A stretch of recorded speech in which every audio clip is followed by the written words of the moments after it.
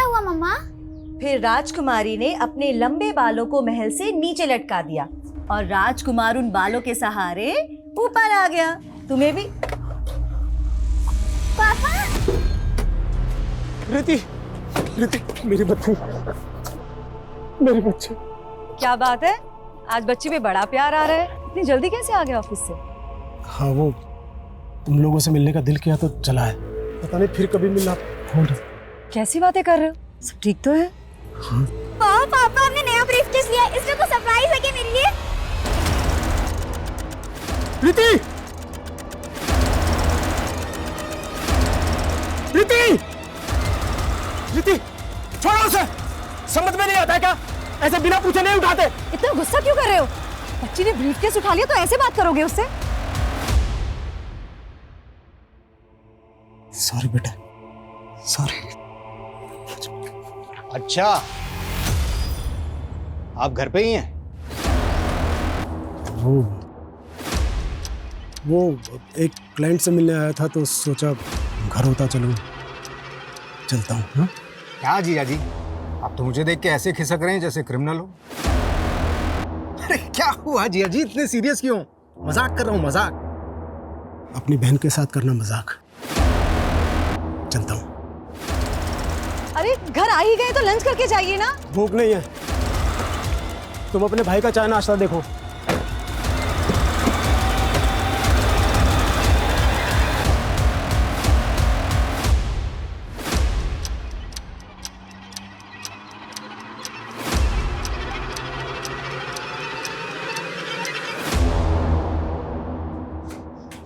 ये लीजिए आपकी चाय। साहब, आपकी गरम चाय।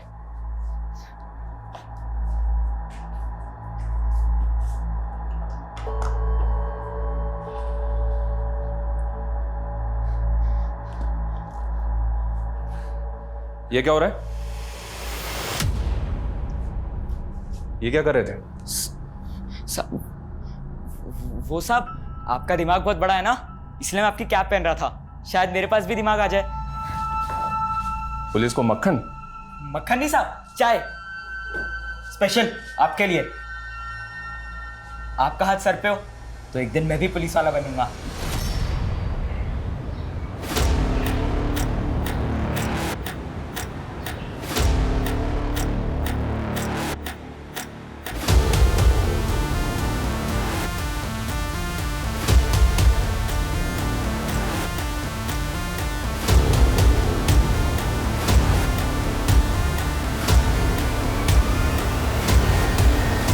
इस ब्रीफकेस के दो लॉक हैं। इस लॉक को दोनों को एक साथ खोलते ही तुम्हारा टाइमर चालू हो जाएगा।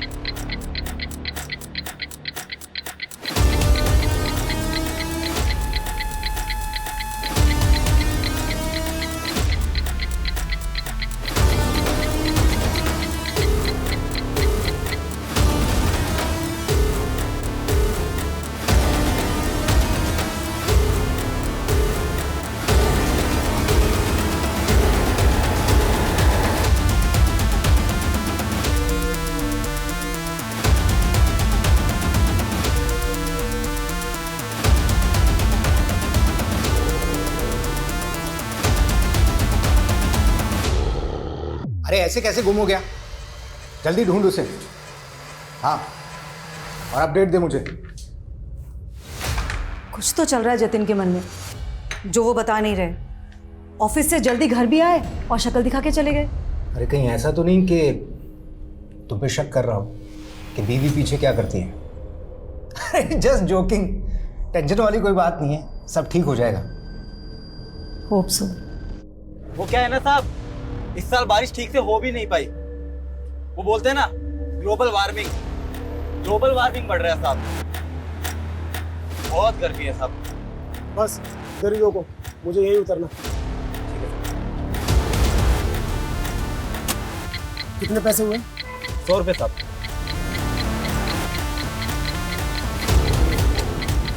ये रखो। अरे साहब,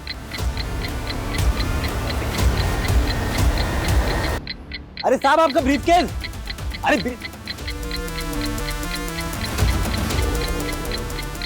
अरे साहब आपका ब्रीफकेस तो लेके जाओ। अरे साहब, देख के कौन चल सके के? सॉरी। साहब अजीब आदमी हो, इतना महंगा ब्रीफ केस आपने ऑटो में छोड़ दिया, इसमें कुछ गड़बड़ तो नहीं? अरे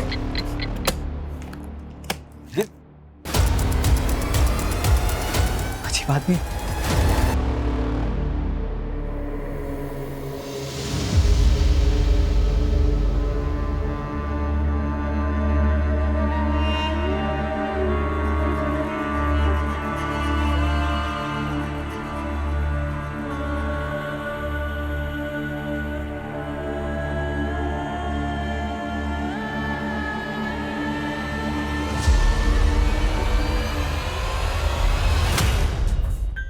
कहीं ऐसा तो नहीं कि मन्ना ने आपको रिश्वत दी और आपने उसे निकलने दिया? ये आप क्या बोल रहे हैं सर? मेरे पास तो सिर्फ डंडा था, मन्ना तमंचा रखता है साहब, वो मुझे शूट भी कर सकता था। मैं तो बहुत डर गया था साहब। बस यही तो प्रॉब्लम है यादव जी, आप जैसे कई पुलिस वाले इस मन्ना जैसे गुंडों से डरते हैं या फिर पैसा लेके उसको जाने का रास्ता देते हैं। हम पुलिस इधर आ। वहां खड़े खड़े हमारी बातें सुन रहे हैं? हाँ, चाय दे और निकल यहां से।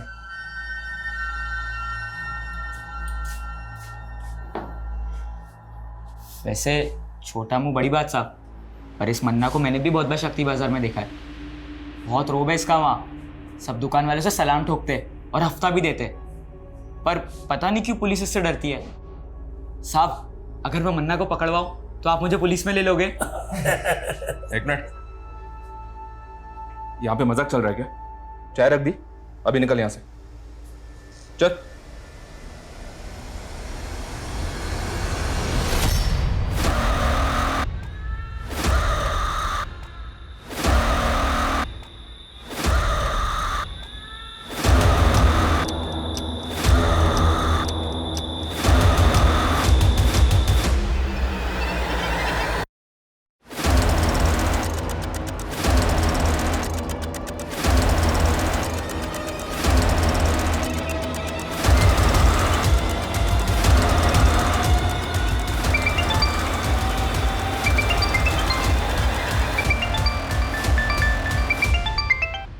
क्या रे, ये धमाके की ब्रेकिंग न्यूज की खबर दिखी नहीं मुझे अभी तक। मैं बेकसूर लोगों को नहीं मार सकता। मैं क्या मैं कलानगर थाने के सामने खड़ा है तो बड़ा चौड़ा हो रहा है तू। सुबह से मेरा शूटर तेरा पीछा कर रहा है।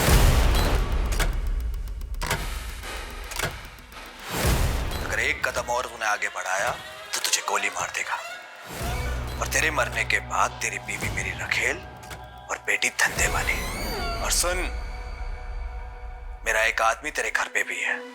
नहीं नहीं नहीं नहीं, उन्हें कुछ मत करना, कुछ मत करना। तुम जो कहोगे मैं करूंगा।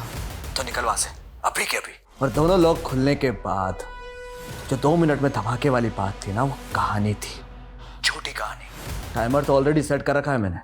अब तो इसे खोल या मत खोल, धमाका तो होगा। अब कुछ देर है तेरे पास, कुछ देर। Hello hello hello.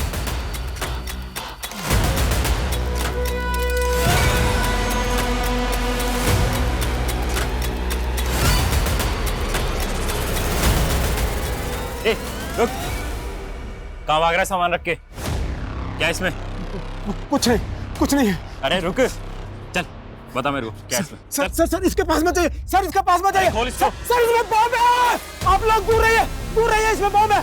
पीछे हट जाइए, ये किसी भी टाइम फट जाएगा। पीछे हट जाइए। अरे रुक, क्या तमाशा ये? Sir sir sir sir please गोली मत चलाना। ये कभी भी फट जाएगा, इसमें बम है। क्या हो रहा है ये? सर हाँ सर आप दूर हटे, इसमें बम है। पीछे हटो सब पीछे हटो। कौन है तू? किसके लिए काम करता है? किसने भेजा तुझे यहाँ? सर मैं किसी के लिए काम नहीं करता। मेरा नाम जतिन शेखावत है, मैं एक बिजनेसमैन हूँ सर मुझे फंसाया जा रहा है सर। कौन फंसा रहा है तुझे? देख, कोई भी कहानी बनाने की जरूरत नहीं है, तेरी बातों में नहीं फंसने वाले हम। ये बता अब तक कितने ब्लास्ट किए तूने?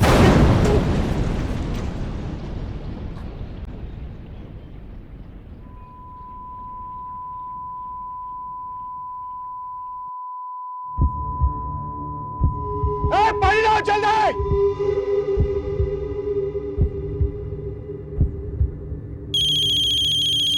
चीटिंग जी, चीटिंग। हेलो, क्या?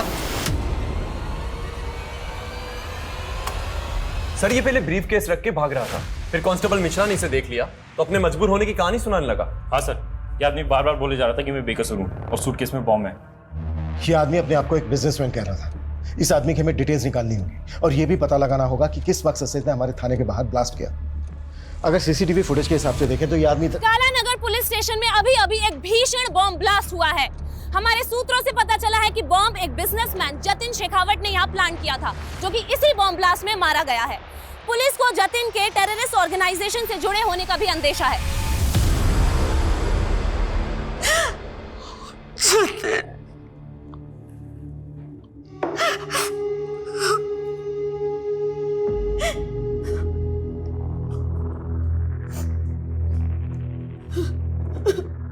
किस टेरर ग्रुप के लिए काम करता था तुम्हारा पति?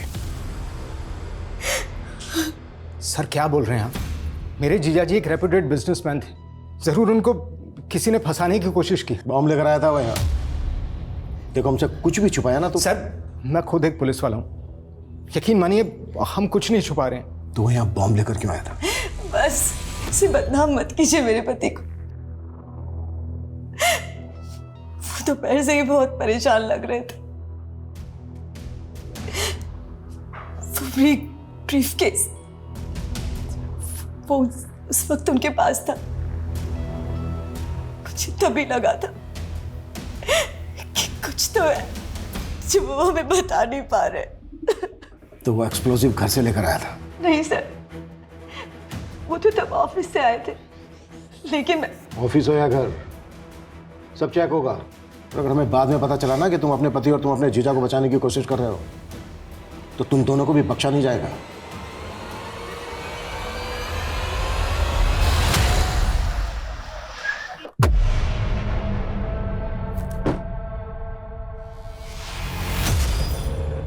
अबे तू कहाँ लेके आ गया मुझे यार? यार मेरा गैराज का काम बाकी बिना वर्दी के मेडल कैसे मिलता है बताता हूँ, देखते जा बस। जो मैं बोलूँ वो करते रहे। साहब आपका मुर्गा मन्ना यहाँ शक्ति बाजार के रॉयल केक शॉप में, आप आ जाओ जल्दी। क्या रे, पैसा लेने के लिए खुद आना पड़ेगा? मन्ना भाई अभी धंधा बंदा चल रहा है, तो थोड़ी सी मोड़ तो ना। धंधा चल रहा है? अरे मन्ना चल रहा है? हाँ मन्ना भाई मुझे ये मैकेनिक चल बाहर आ, खुल गई डिक्की, जल्दी आ, चल चल चल। हफ्ता टाइम पे देना वरना तेरी। ए, डिक्की किसने बोला है?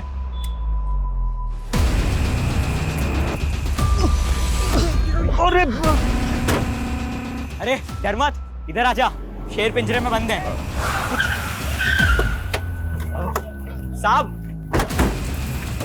आपको मैंने ही कॉल किया था, आइए। आपका मुर्गा मन्ना यहाँ डिक्की में बंद है। मजा कर रहे हैं क्या? तूने मन्ना को बंद किया डिक्की में? हाँ साहब। डिक्की खोलो।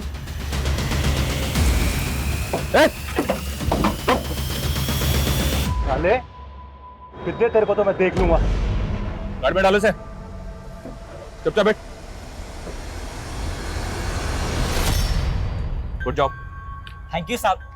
अब तो आप मानते ना कि मैं पुलिस वाला बन सकता हूँ। पुलिस वाले को तो पता नहीं, पर मेरा खबरी बन गया है तू। सच्ची? तो साहब आप जल्दी जल्दी बताओ अभी आगे क्या काम करना है, ताकि मैं खबरी से पुलिस वाला बन जाऊं। इसी तरह अच्छा काम करता रहे। सर जतिन सर का बहुत ही क्लीन इंपोर्ट और एक्सपोर्ट का बिजनेस है सर, वो गलत नहीं हो सकते सर। ये इंपोर्ट एक्सपोर्ट का बिजनेस तो सिर्फ दिखावा है, यहाँ और क्या क्या होता है हम सब पता लगा लेंगे। जाके फाइल चेक करो उधर। आप बेवजह शक कर रहे हैं साहब, मैं खुद यहाँ 5 साल से काम करता हूँ, आप जैसा सोच रहे हैं वैसा कुछ नहीं है। लेकिन सर जब सुबह जतिन सर अचानक से यहाँ से निकले तो मुझे भी थोड़ा सा अजीब लगा था। और सर फ़ोन पे किसी से तो झगड़ रहे थे, हो सकता है किसी ने फंसाया उनको। सर कौन फंसाएगा उसे?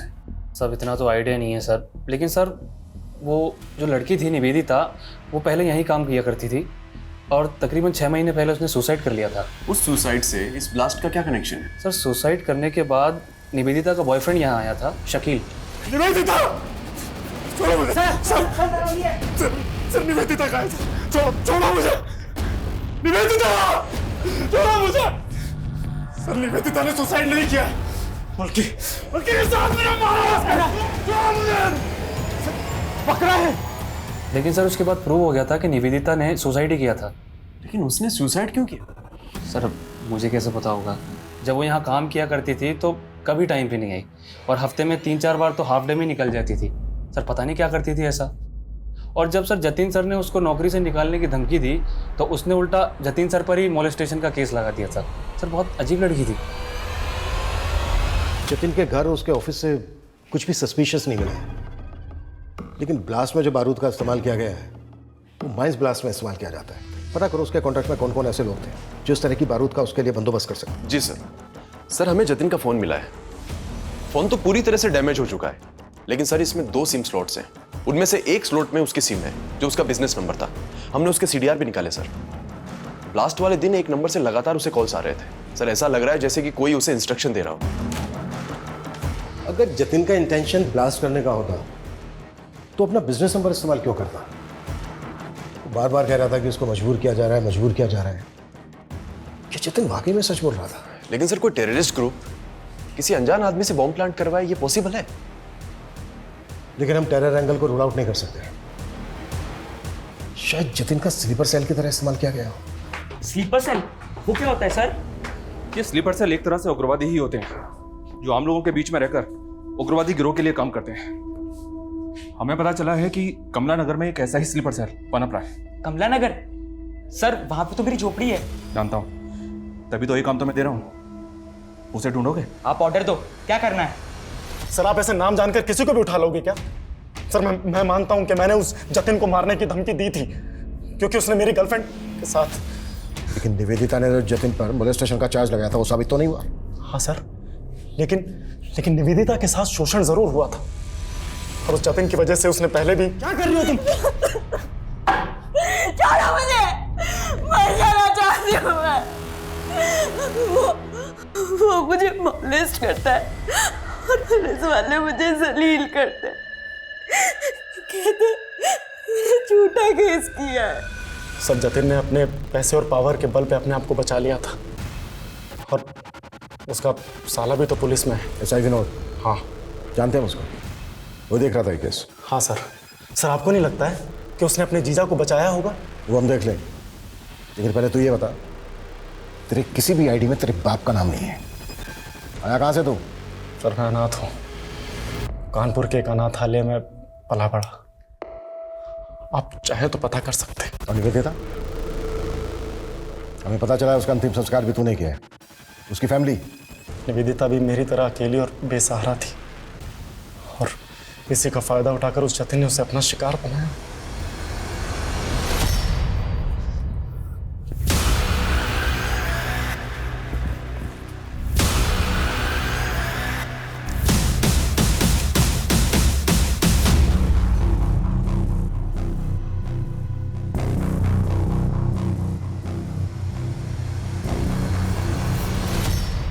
भगवान के नाम पे कुछ दे दे बाबा, 2 दिन से कुछ नहीं खाए। क्या चचा, इतने हट्टे कट्टे होके भी भीख मांग रहे हो? बेटा पैर में बहुत दर्द रहता है और ज्यादा देर तक खड़ा भी नहीं रह जाता। अच्छा तो दौड़ाए आपको? ए रुक, ए चोर चोर, पकड़ो पकड़ो पकड़ो।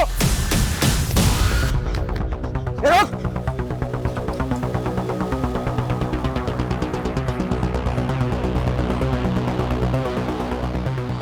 साहब आपका खबरी, वो जमुना नगर के पास जो चौराहा है ना, वहां पे आ जाओ।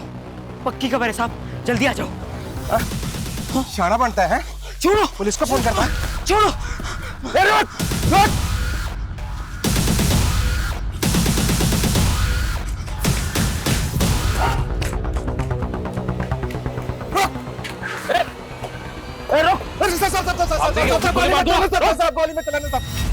ज्यादा चालक बनता है, जस्सा पे नजर रखता है। पकड़ो इसे। साहब यही है आपका स्लीपर सेल, ये देखिए।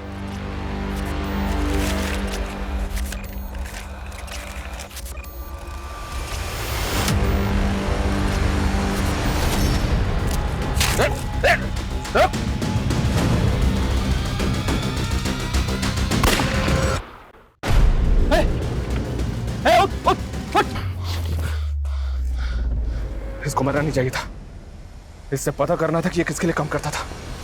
अगर निवेदिता झूठी थी तो उसने जतिन के ऑफिस में सुसाइड क्यों किया? क्या फिर वो एक मर्डर था?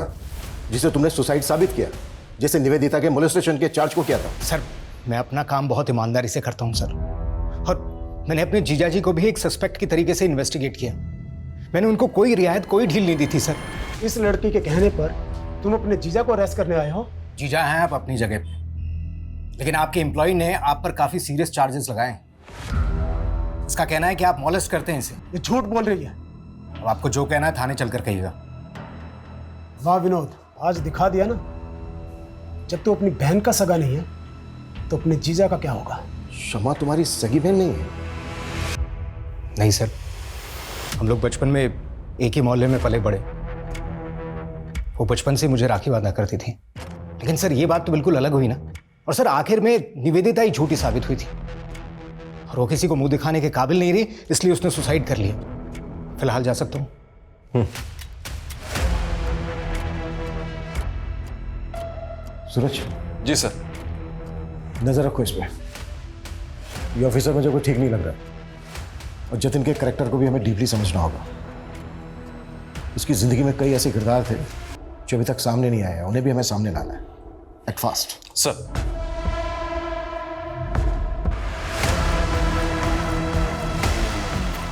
सुबह सुबह क्या मुंह लटका के बैठे हुए हैं आप, और दाढ़ी भी नहीं बनाई अभी तक। आइए पहले नाश्ता कर लीजिए, फिर। भूख नहीं है मुझे। बिना खाए कहाँ जा रहे हैं आप? जानू में जा रहा हूँ। सुनिए तो।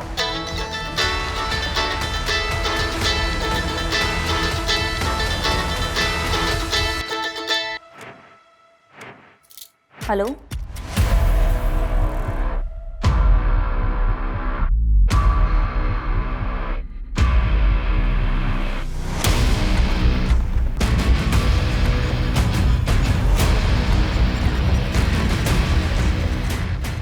सर मैंने जतिन का बैंक अकाउंट चेक किया तो एक बात बड़ी अजीब लगी।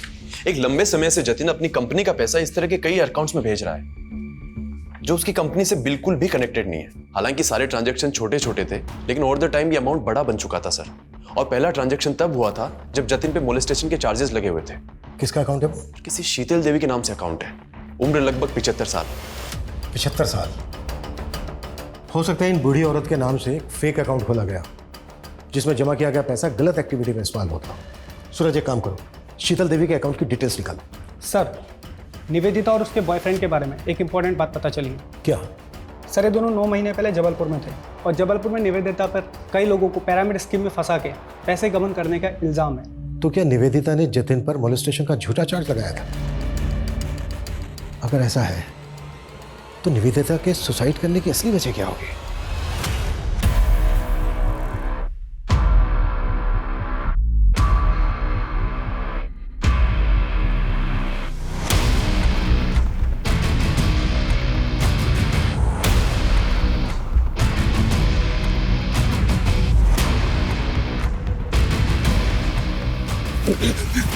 अभी भी वक्त है, बोलते सच। सर बताता हूँ सर, मेरा इस पिरामिड स्कीम से कोई लेना देना नहीं है सर। मैं तो बल्कि सर निवेदिता का भी इससे कोई लेना देना नहीं था। उसे तो लगता था कि वो एक फाइनेंस कंपनी में काम कर रही है, और जब एक दिन वो अपने ऑफिस गई और वहाँ पर उसने ताला और अपने इर्द गिर्द गुस्साए लोगों को देखा तो सर उसे कुछ समझ नहीं आया। वो डर गई थी। जब तक उसे सब चीज़ समझ में आई तब तक बहुत देर हो गई थी सर। मौका दिया था मैंने तुझे सच बोलने का। सर मैंने सच बोला है सर। जब तक ये सच ना बोले ना तो साले को।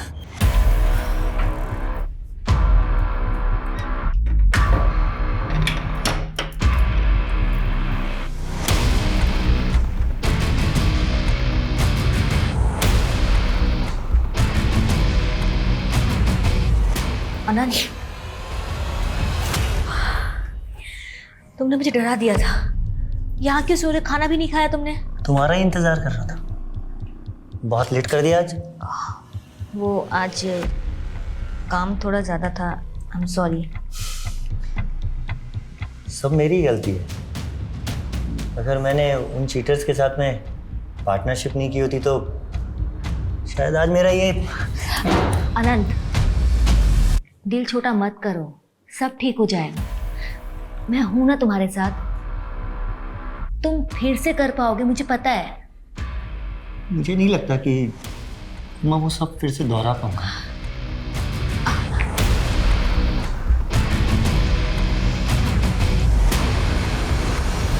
सर जतिन का जो फोन हमें मिला उसमें 2 सिम स्लॉट्स थे। एक स्लॉट में उसका करंट नंबर है और दूसरे में जो नंबर मिला उसके सीडीआर में हमें वंशिका नाम की लड़की का नंबर मिला सर।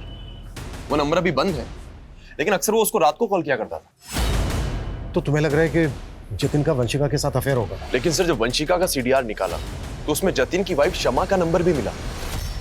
आपने हमें यह भी नहीं बताया कि जतिन दूसरा फोन नंबर भी इस्तेमाल करता था। कौन सा नंबर सर? जो उनके दूसरे नंबर के बारे में कुछ भी नहीं पता। वंशिका के बारे में तो पता होगा, आप कॉल भी करती थी उसे। वंशिका? हाँ, जतिन की एक दोस्त थी। जतिन ने ही कभी मेरे फ़ोन से कॉल किया होगा उसे। जतिन की मौत के बाद वंशिका मिलने आई आपसे? कॉल किया उसने आपको? तो फिर ऐसी कैसी दोस्ती थी? और अब तो फ़ोन भी बंद है उसका। सर मुझे इसके बारे में कुछ भी नहीं पता। ज़रूरत पड़ी तो दोबारा मिलेंगे।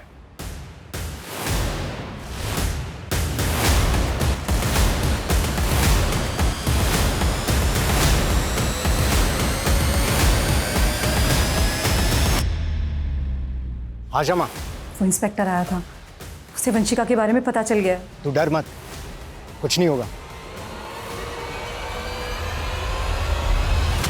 सर ये वही शीतल देवी है जिनके अकाउंट में जतिन लगातार पैसे भेजता रहता था। बैंक वालों का कहना है कि इनका एड्रेस बिजनौर का है, लेकिन काफी टाइम से ये वहां नहीं रह रही। मुझे अभी भी डाउट है कि इस अकाउंट को शीतल देवी ऑपरेट कर रही है या फिर कोई और। सर मैं बाकी डिटेल्स निकलवाता हूँ। सर वंशिका आपसे खुद मिलने आई है। सर आप लोग मेरे पुराने एड्रेस पे गए थे। मेरे एक नेबर से पता चला कि आप लोग मुझे ढूंढ रहे हैं, इसलिए मैं यहाँ पे। आपने अचानक अपना घर बदल लिया, फोन नंबर भी बंद कर दिया, क्यों ऐसा? मैं वहां से जाना नहीं चाहती थी, मुझे मजबूर किया गया। किसने मजबूर किया? जतिन के साथ क्या रिश्ता था तुम्हारा? इतने कॉल्स क्यों होते थे तुम दोनों के बीच? सर मैं जतिन को लाइक करने लगी थी, लेकिन वो मेरी मजबूरी का फायदा उठाकर मेरा शोषण कर रहा था। जतिन एक बॉम्ब ब्लास्ट में इन्वॉल्व था। इस गलतफहमी में मत रहना कि तुम्हारी कोई भी कहानी चल जाएगी। नहीं सर मैं सच बोल रही हूँ। सर मैंने कुछ नहीं किया, इस बारे में मैं कुछ नहीं जानती। सर जतिन ने मेरा वीडियो बनाया और मुझे तब तक इस्तेमाल किया जब तक वो मुझसे बोर नहीं हो गया। और सर मैंने कोशिश भी की थी पुलिस में कंप्लेन करवाने की, लेकिन उसकी बीवी और साला दोनों मेरे पीछे पड़ गए थे। सर पहले मुझसे मेरा पति छीना और अब कोर्ट में उसके खिलाफ जाकर मुझसे मेरी इज्जत छीनना चाहती है। देखिए आप लोग। देख लड़की, जो कुछ हुआ उसे भूल जा। मैं खुद पुलिस हूँ, केस करने से कोई फायदा नहीं होगा। सर मैं बहुत डर गई थी, इसलिए मैंने वो जगह ही छोड़ दी और अपना नंबर बंद करके मैं दिल्ली चली गई। फिलहाल तुम जा सकती हो, जरूरत पड़ी तो फिर बुलाएंगे।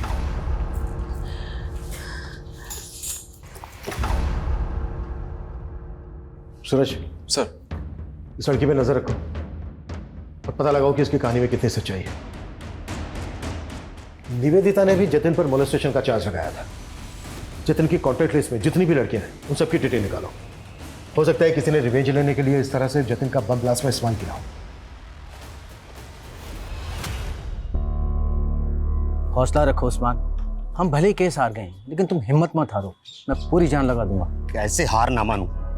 मैं उस्मान हूं तो मैं झूठा हो गया?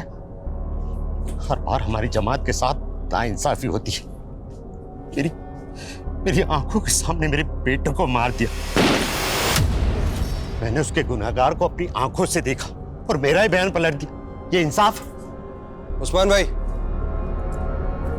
देखो, मैंने तुम्हारा केस पूरी तरीके से पक्का बनाने की कोशिश की थी, लेकिन क्या पक्का केस? आपने तो कहा था कि सारे सबूत उसके खिलाफ, सब बेकार हो गए।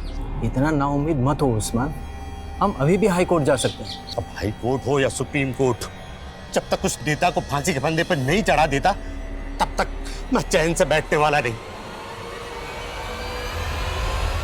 ये पोस्टर हर जगह लगा दो, कोई भी जगह छूटनी नहीं चाहिए। इस बार जीत हमारे मनोज भैया की। और बाहुबली, तैयारी कैसे चल रही है? राम राम मनोज भैया, कृपा है आपकी। जाओ अपना काम करो। मनोज भैया हमारी तैयारी तो बहुत जोर शोरों से चल रही है, लेकिन ये आपके जो कारनामे है ना, कहीं आपको हवा ना कर दे। क्या बक रहा है तू? आप टेंशन मत लो, आप ना चुनाव की तैयारी करो, हमें ना आपका पत्ता साफ नहीं होने देंगे। आप मेरे जीजा के कातिल को तो पकड़ नहीं पा रहे, उल्टा आप हमें परेशान कर रहे हैं। मैं जतिन के कातिलों से ही तो बात कर रहा हूँ, ऐसा ही विनोद। तू और तेरी ये बहन कुछ भी बोल रहे हैं आप। जतिन का असली चरित्र हमारे सामने आ गया है। जतिन लड़कियों को अपनी हवस का शिकार बनाता। निवेदिता, वंशिका, गीता, स्वीटी, बहुत लंबी लिस्ट है। वो लड़कियों के साथ खिलवाड़ करता और तू बचाता उसको। और उसकी आदतों से बाद में तुम दोनों इतना तंग आ गए कि तुम लोगों ने सोचा कि उसी को हटा देते हैं रास्ते से। क्या कहना चाहते हैं आप कि हमने फोर्स किया उन्हें बॉम्ब रखने के लिए? पर वंशिका को पुलिस कंप्लेंट फाइल ना करने के लिए तो फोर्स किया था ना तुम दोनों ने। देखिए सर, मैं मानती हूँ कि मेरे पति रंगीन मिजाज के थे, पर सर इन सब बातों को बॉम्ब ब्लास्ट से जोड़कर आप बहुत बड़ी भूल कर रहे हैं। हम क्या कर रहे हैं ये हम अच्छी तरह से जानते हैं। तुम दोनों ये बताओ, शीतल देवी कौन है? कौन? शीतल देवी। हम नहीं जानते किसी शीतल देवी को। देखिए सुल्तान भाई, आपके लिए और पार्टी के लिए बहुत काम किया है मैंने। अब पार्टी ने फैसला करके आपको एमपी की दौड़ के लिए लगा दिया और यह एमएलए का टिकट मनोज भाई को दे दिया। मनोज भाई ने आपकी सारी मेहनत पे पानी फेर दी, सब मेहनत खराब कर दी। अगर ये एमएलए का टिकट मुझे मिल जाता ना तो बस। तो अब तू भी नेता बनना चाहता है? सुल्तान भाई क्यों नहीं बन सकता मैं? पार्टी के लिए और आपके लिए बहुत काम किया है मैंने। अब देखिए, अगर मनोज भाई ने इस सीट से चुनाव लड़ा ना तो पक्का 100% पार्टी की हार होगी।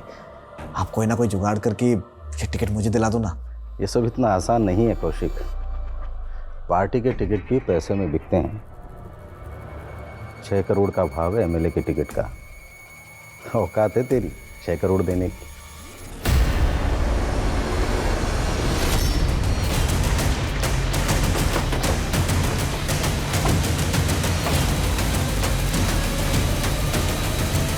पीछे चलिए आप, पीछे चलिए। सर, उस्मान का मर्डर सिर्फ इसलिए हुआ क्योंकि वो अपने बेटे आमिर के मर्डर का इंसाफ चाहता था, और आमिर का मर्डर इसलिए हुआ क्योंकि वो अपनी जमात के लिए एक राजनीतिक संगठन बना रहा था। उसका हत्यारा आने वाला चुनाव लड़ रहा है। उस्मान उसे अंदर करवाना चाहता था और इस पूरे कांड में एक पुलिस वाला उसे घुमा रहा था। मुझे शक है कि इस पुलिस वाले की बात कर रहे हैं आप? ऐसा ही मंगल। तुम उस्मान मर्डर केस में एक फेलो ऑफिसर पे शक कर रहे हो? सर, शक करने की वजह और भी बड़ी है। हो सकता है कि एसआई मंगल का जतिन के केस से भी कोई कनेक्शन हो। व्हाट? जी सर, निवेदिता का एसआई मंगल के साथ में कनेक्शन था। जब निवेदिता का साथ एसआई विनोद ने नहीं दिया तो वो एसआई मंगल के पास चली गई, और उस्मान के बेटे की मौत की जांच भी एसआई मंगल ही कर रहे थे। सर, एक और बात, ये राशि का है। कुछ टाइम पहले इसका रेप और मर्डर हुआ था। मर्डर के पहले ये और इसका पति एसआई मंगल के पास गए थे किसी सिद्धार्थ कनन नाम के आदमी के खिलाफ धोखाधड़ी का मामला दर्ज करवाने। लेकिन इस राशिका का इस सबसे क्या कनेक्शन है? सर, इस राशिका के ऊपर एमएलए मनोज ने हनी ट्रैप का मामला भी दर्ज कराया था, और सर इसके बाद राशिका का रेप और मर्डर भी हो गया था। और सर, इस केस की इन्वेस्टिगेशन एसआई मंगल ही कर रहा था। सर, मुझे तो यह भी लगता है जतिन का मर्डर जिस टेररिस्ट ग्रुप ने किया था, कहीं ना कहीं एसआई मंगल का उनसे हाथ मिला हुआ था। लेकिन सबसे पहले हमें एसआई मंगल के खिलाफ सबूत इकट्ठा करने होंगे, लेकिन ध्यान से और संभल कर। एसआई मंगल को इस बात की भनक तक नहीं लगनी चाहिए कि हम इस केस को इन्वेस्टिगेट कर रहे हैं।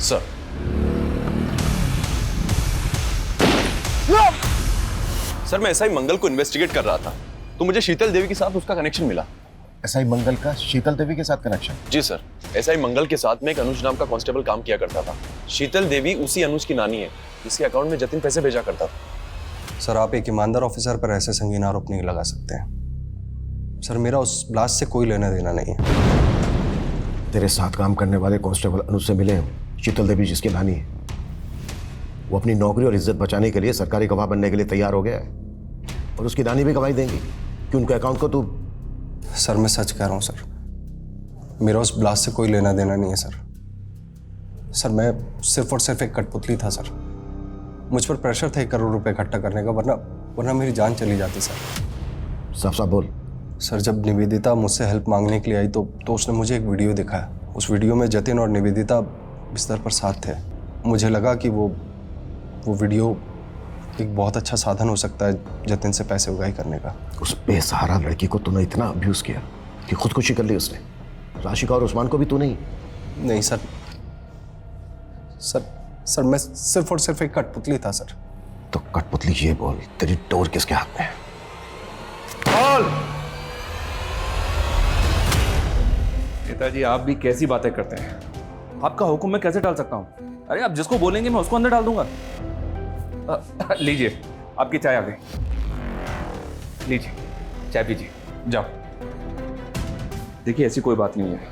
आप बिल्कुल बेफिक्र रहिए, आप चाय का आनंद लीजिए। प्रताप सर तो पुलिस है, तो ये अंदर कौन उनकी कुर्सी पे? वो नेताजी हैं। नेता पुलिस से बड़े होते हैं, पुलिस इनके इर्द गिर्द घूमती है। अच्छा, फिर तो मुझे पुलिस नहीं नेता बनना है। हमारे विधानसभा क्षेत्र में इतना प्रचार प्रसार करो कि सभी के जुबान पर सिर्फ हमारा नाम होना चाहिए। कौशिक भैया जिंदाबाद, कौशिक भैया जिंदाबाद।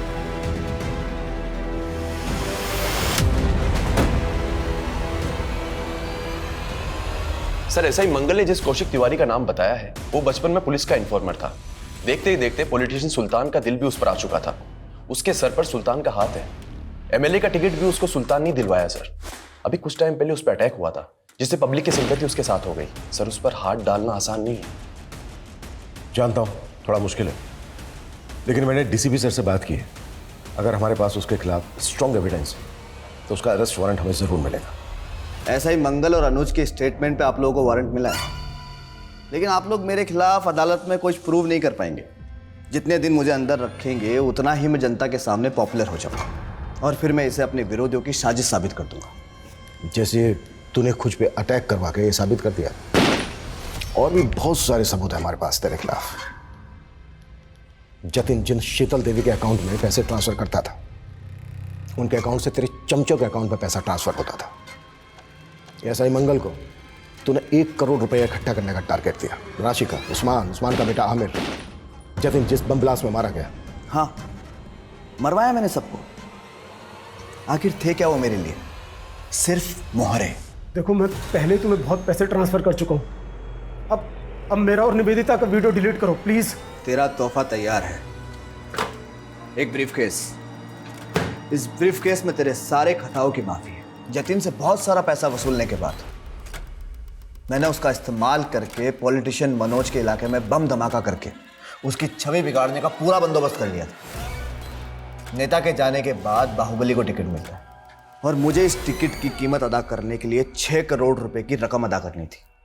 तो मैंने उसी वक्त से अपने सारे जानने वाले पुलिस वाले और गुंडों को जुगाड़ में लगा दिया। उस्मान और उसके बेटे आमिर को भी पॉलिटिक्स में आना था। उस्मान का बेटा अपनी जमात इकट्ठी कर रहा था, लेकिन मनोज नहीं चाहता था कि उसके इलाके में कोई भी संगठन बने जिससे उसका वोट कम हो।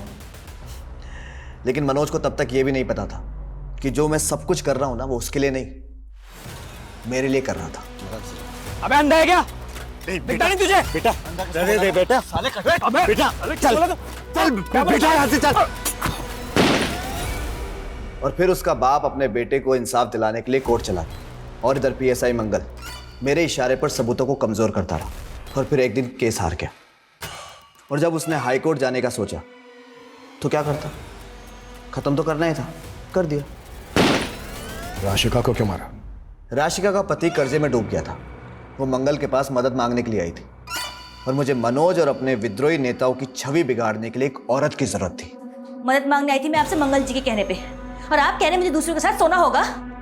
हाँ, सोना होगा। इस सीट पर खड़े होने वाले सारे नेताओं के राज मुझे लाकर देने होंगे। मैं अपने खिलाफ कोई भी कमजोर कड़ी जिंदा नहीं छोड़ना चाहता था, इसलिए राशिका को भी मार दिया। टीनेजर कौशिक में जो जज्बा था वो जज्बा उस उम्र में होना काबिले तारीफ है, लेकिन बड़े सपनों की राह में गुमराह अंधेरों के पड़ाव भी मिलते हैं। वहाँ जब कोई हाथ पकड़ के सुधारने वाला नहीं होता तो लोग अक्सर जुगनुओं की चमक को भी कामयाबी का सूरज समझ बैठते हैं। और वो सुबह कभी नहीं आती जिसकी चाह में लोग अपना सब कुछ खो चुके होते हैं, और जब आंखें खुलती हैं तो एहसास होता है कि जिस सपने को हमने पल पल जिया था वो सपना एक गुल्लक की तरह टूट गया, और जिसे हम छोटी छोटी खुशियों के सिक्के समझ के जोड़ रहे थे असल में वो हमारे गुनाहों का सरमाया था, जिसका कर्ज उतारने के लिए ताउम्र पल पल सलाखों के पीछे काटना होगा। इसी के साथ अब मैं रेणुका शाह आपसे विदा लेती हूँ। हम फिर मिलेंगे ऐसी एक कहानी के साथ जो रखेगी आपको सतर्क और जिंदगी को सुरक्षित। तब तक अपना और अपने परिवार का ख्याल रखिए और देखते रहिए क्राइम पेट्रोल सतर्क। जय हिंद।